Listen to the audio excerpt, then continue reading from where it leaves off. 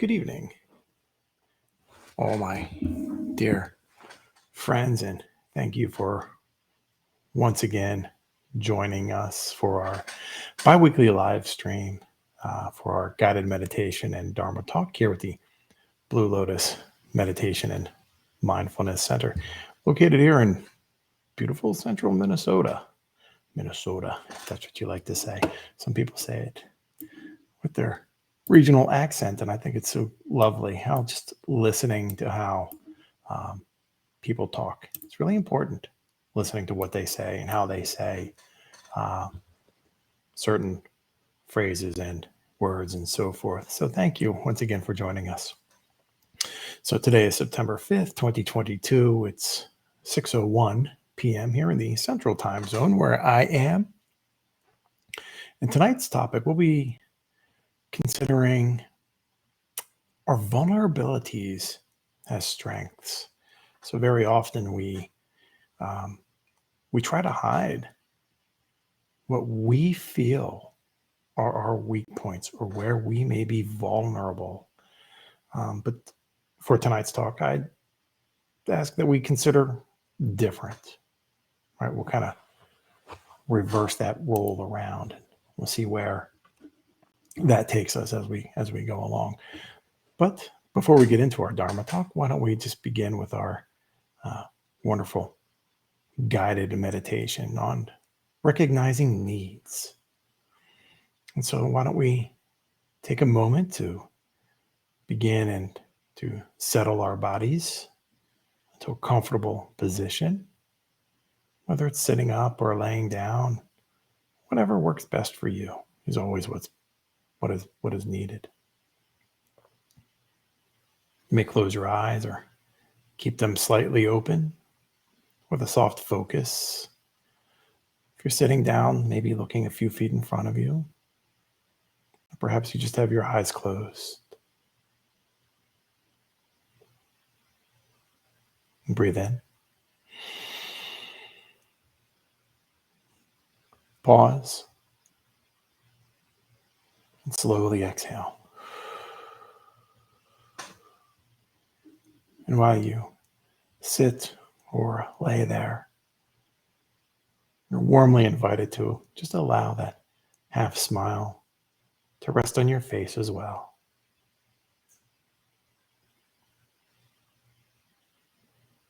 If you're sitting, allow your spine to lift and your shoulders to soften.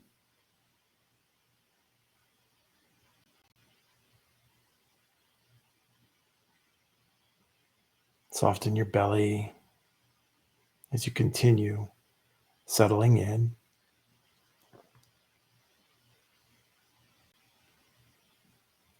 Breathe in. Pause. Breathe out, either through your nose or through your mouth. Now let's meditate on recognizing our needs.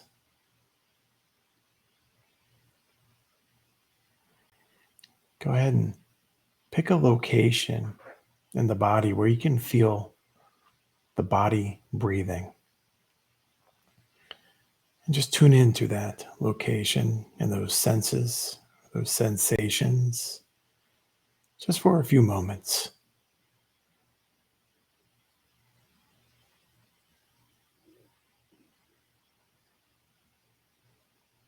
Maybe feel your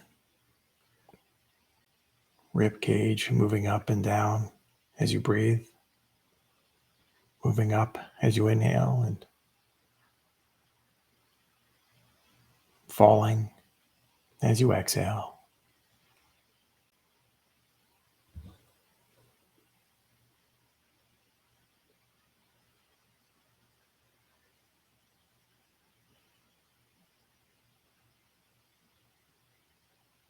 And while you're there, bring to mind a recent situation that you found difficult or painful.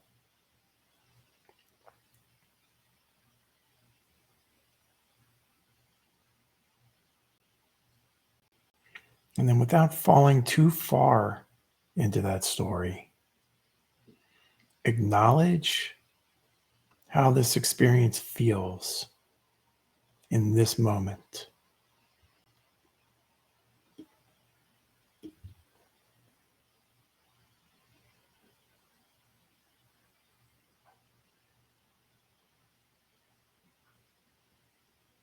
So thinking back to that time,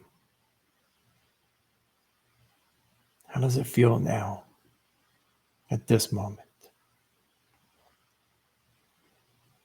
And then with that memory and experience present in your consciousness, ask yourself what you needed in that moment.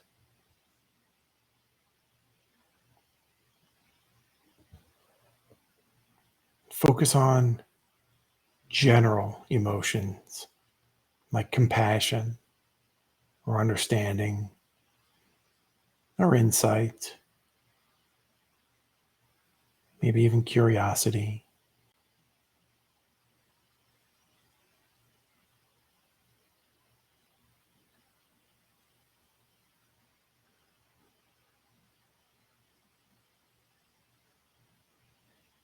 So having those, that emotional need, would that have helped you? Think about if that would have helped you.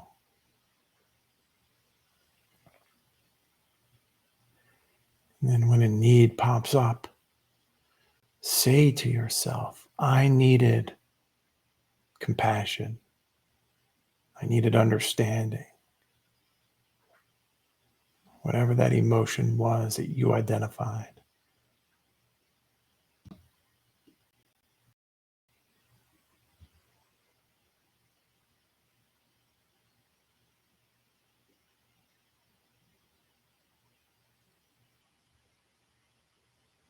Continue to tune into other needs as well, and really pausing to acknowledge each one.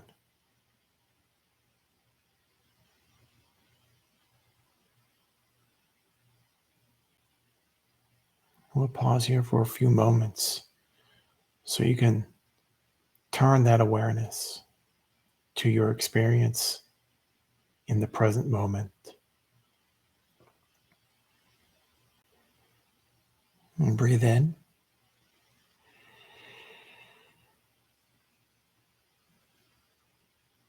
Pause. Slowly exhale.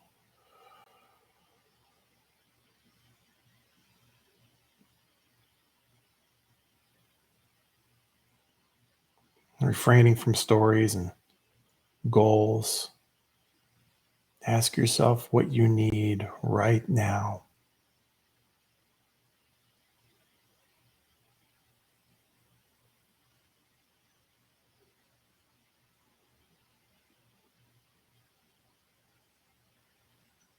Let go of thoughts about getting stuff done or completing tasks or even pleasing others. Let those go. This time is for you.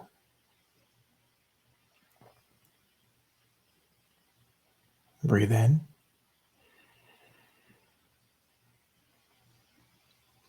Pause. Slowly exhale. Focus on your deeper needs of self-care, patience, or whatever is true for you in this moment.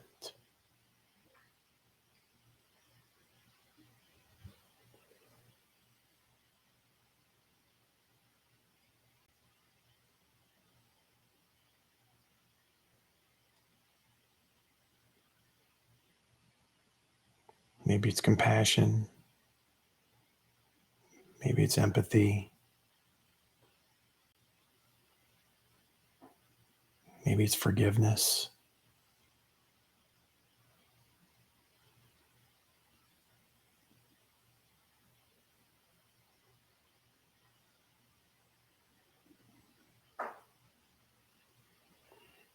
Then as we begin to wind down, reflect on your own capacity to meet your needs.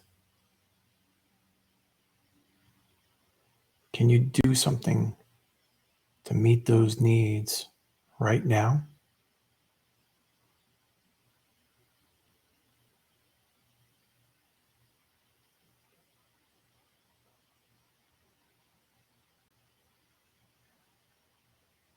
Are there any needs you have that are not within your power to fulfill?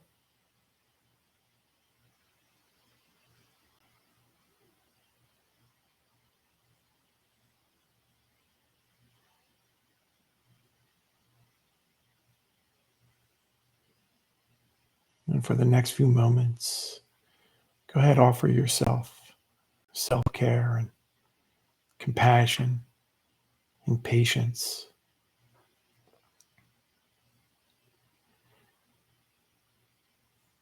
Breathe in,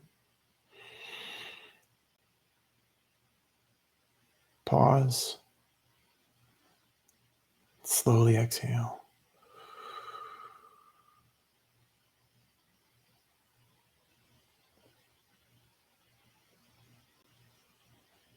Go ahead and begin to open your eyes and slowly reorientate yourself to your surroundings before you stand or move around.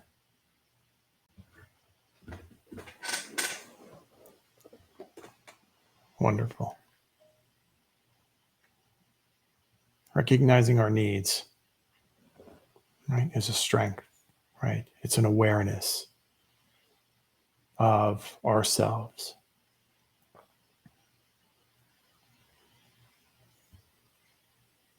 And although we may have, different types of needs for different situations or circumstances, compassion and empathy and forgiveness for ourselves really goes a long way. Really keeps us connected to where we are. And saying, I need forgiveness, or I need empathy and compassion, those aren't vulnerabilities. They're honest. Being honest with yourself is such a valuable strength that we can learn to cultivate and develop. And so what I'd like for you to do for the next moment is I'd like for you to think of someone you consider to be tough, a tough guy or a tough girl. Maybe they're from a movie or a TV show. And think about someone.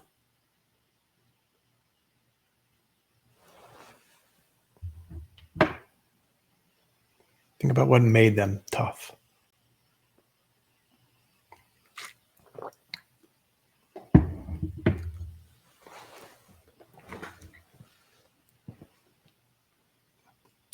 Picture this common scenario that this person was probably involved in.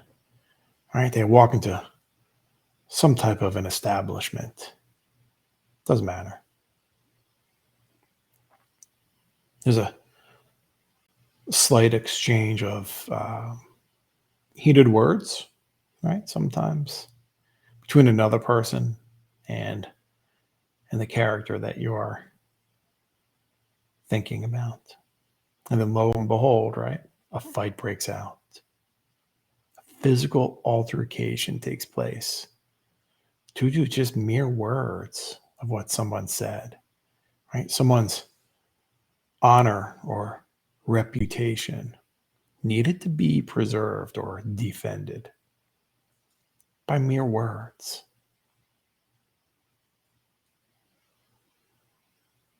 So think about that for a moment.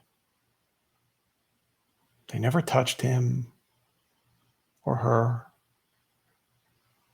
They just said something. Maybe they looked at him kind of funny and said something. And this tough person has to respond violently. Suppose I told you that very action in and of itself is truly a weakness, right? It's a weakness within that person. Because imagine yourself being so easily manipulated into uncontrollable violence due to what someone just says.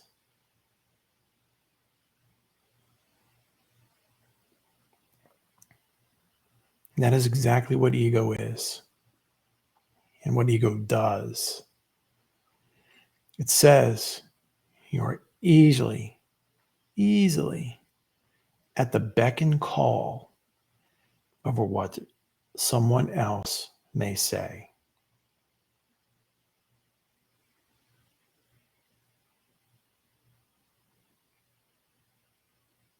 And so very often we consider, or what we consider a strength in our society, is truly not a strength.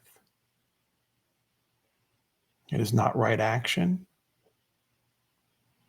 nor is it right thought.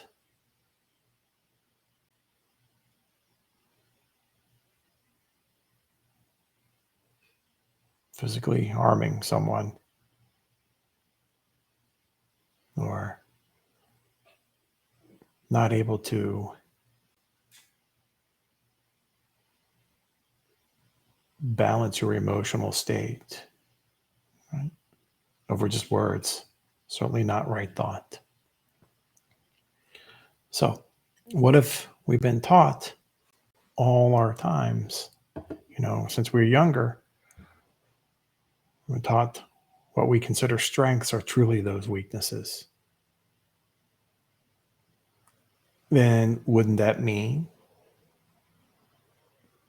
what we have been told are weaknesses are actually strengths? So think about that for a moment. Consider that, reflect on that. Maybe what we consider weakness is truly a strength.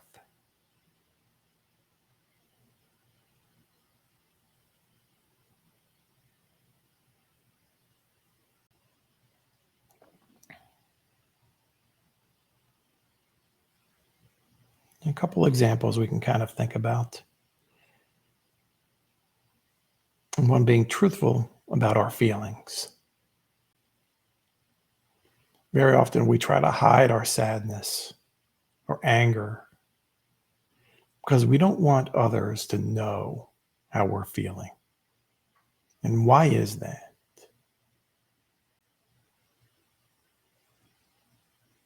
Well, it's because we've been taught that crying or being upset, displaying sadness, is a sign of weakness.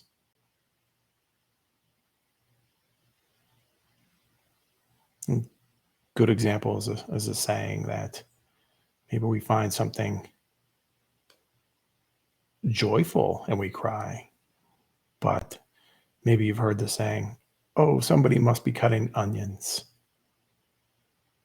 Right? We may find a very joyful situation or story, something that's very heartwarming and uplifting, and it brings us to even joyful tears. But we say, "We're cutting onions," or "Somebody must be cutting onions," because we don't want to be honest with others or with ourselves that, wow, this is a joyful story.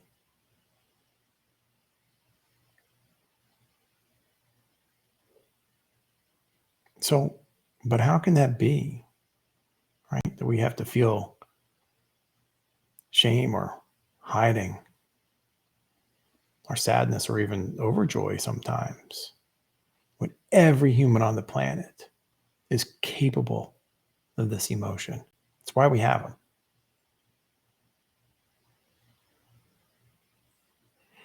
And letting someone that this feeling is present within you may actually strengthen that connection you have with them. It displays trust. and vulnerability. And so when you demonstrate that vulnerability, that I am feeling sad or overly joyed, I am showing you trust. And that is a strength. And so telling someone how you feel with kindness and gentleness, it's nurturing yourself as well and your own well-being as well.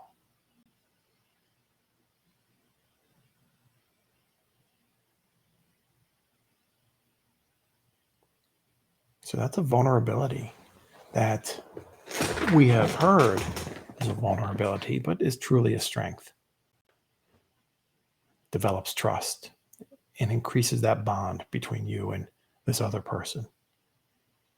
But let's consider a different example.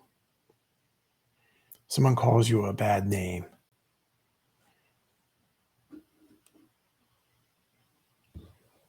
We've probably all heard ourselves called something negative or derogatory at one point in time.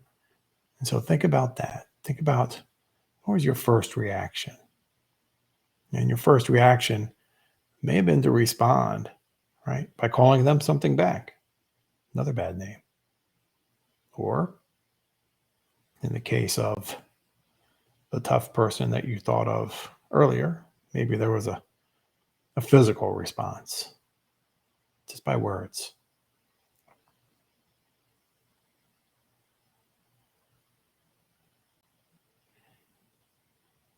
But remember, when someone is able to control you by words alone, you have opened yourself up to suffering.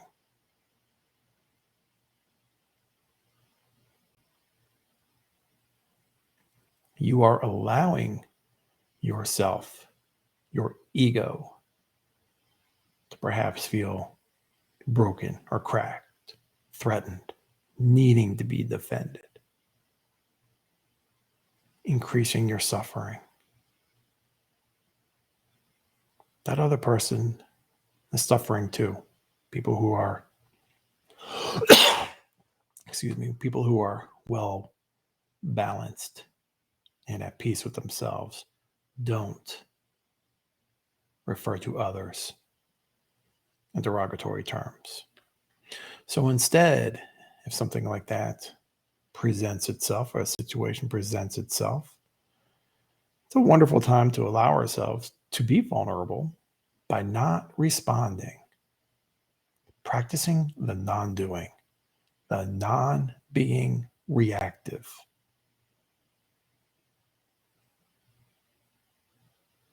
And so by doing the non-doing, the non-reactiveness, we're teaching our minds to not react to every stimulus that comes our way, but instead to respond to ourselves with compassion, with understanding, knowing that I may feel a little bit angry or a little bit saddened, but that will go away.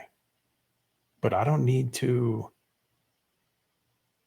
bolster that feeling or nurture that feeling and perhaps even create an escalating situation. That is a vulnerability that we have been taught. That is, our ego has to be protected, has to be defended. And just as important, this also lets others know that you are in tune with your mind and body, that you are the master and able to maintain discipline over your reactions in time of stress. That is the strength. By not responding, right? When our ego gets slightly bruised or feeling threatened, By not responding, we are displaying mastery of our emotions, our equanimity, right? Staying nice and balanced. And that is where we are. That's where we would like to be. Master of our emotions. Emotions are just tools, right? When we use a hammer, the hammer doesn't use us. We use the hammer. And so when we view our ideas and concepts and notions with mindfulness and awareness, we can see, much like lifting a veil from our eyes, that what we were taught may not always be correct. And when we don't examine with curiosity what we've been told or what we are continuously exposed to, we allow ourselves to continue down the same path of suffering. And it's only when we do examine our ideas and concepts and notions of what is strength, what is vulnerability, when we examine them with mindful awareness, we see that our vulnerabilities, or what have we been told are vulnerabilities, are truly our strengths.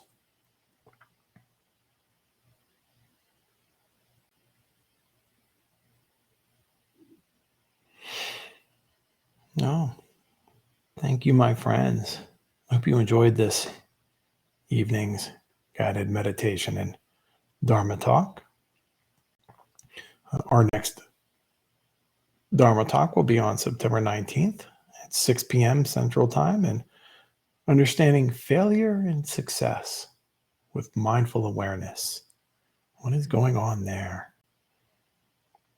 Kind of like what we talked about here. Maybe what we've been taught isn't always the way the situation truly could be.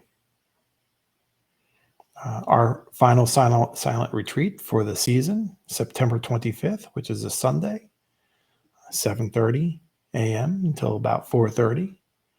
As always, it is a free event. You're more than welcome to stay with us all morning, all afternoon, the whole time.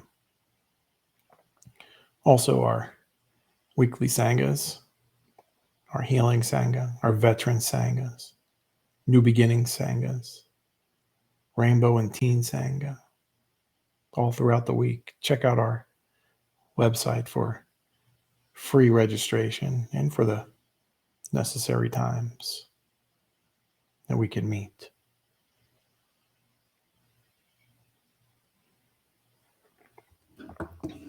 If you do find our time here together beneficial and uplifting and nurturing, we do ask that you please consider liking and subscribing to our channel. And with that, my dear Sangha, until next time, 2 weeks, wishing you peace, love, and well-being. Namaste.